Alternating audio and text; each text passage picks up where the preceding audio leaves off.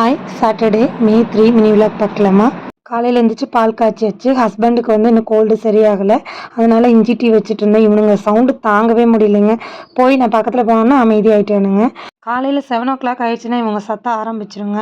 நம்ம எந்திரிச்சு என்ன ஏதுன்னு கேட்குற வரை கத்திட்டே இருப்பாங்க. ஹஸ்பண்ட் கையில் டீ கொடுத்துட்டு என் வேலை ஆரம்பிச்சிட்டேன்.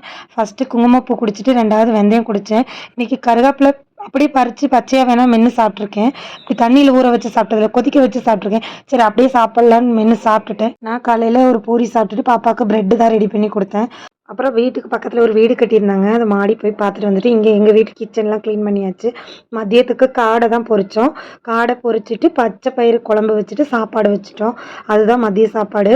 மதிய சாப்பாடு அதை சாப்பிட்டுட்டு கொஞ்சம் நேரம் பாப்பா கூட எல்லாம் விளையாடிட்டு பாப்பாவெல்லாம் குளிக்க வச்சுட்டு ரெஸ்ட் எடுக்கலான்னு படுத்தேன். கரண்ட் போயிடுச்சு. சரி அப்புறம் தர்பூசணி இருந்துச்சேன்னு தர்பூசணி சாப்பிட்டுட்டு குட்டோலை கூட கொஞ்சம் நேரம் விளையாண்டாங்க. அவங்க இல்லைன்னா வீடே ஒன்றும் இல்லாத மாதிரி ஆயிரும். அதுக்கப்புறம் ஒரு டீ குடித்தேன், ஏன்னா தலை வலிச்சிச்சு. டீ குடிச்சிட்டு நைட்டு கொஞ்சம் நேரம் எல்லா வேலைகளும் முடிச்சுட்டு நைட்டுக்கு சாப்பாடு ஒரு ஆம்லேட் போட்டுட்டு கஞ்சி வச்சாச்சு. ஏன்னா மதியத்துக்கு காடெல்லாம் சாப்பிட்டனால. ஹஸ்பண்ட் நூடுல்ஸ் வாங்கிட்டு வந்திருந்தாங்க, அதனால அதில் ஒரு 4 ஸ்பூன் சாப்பிட்டுட்டு முடிஞ்சிச்சு. போய் படுத்து தூங்கியாச்சு. தேங்க்யூ.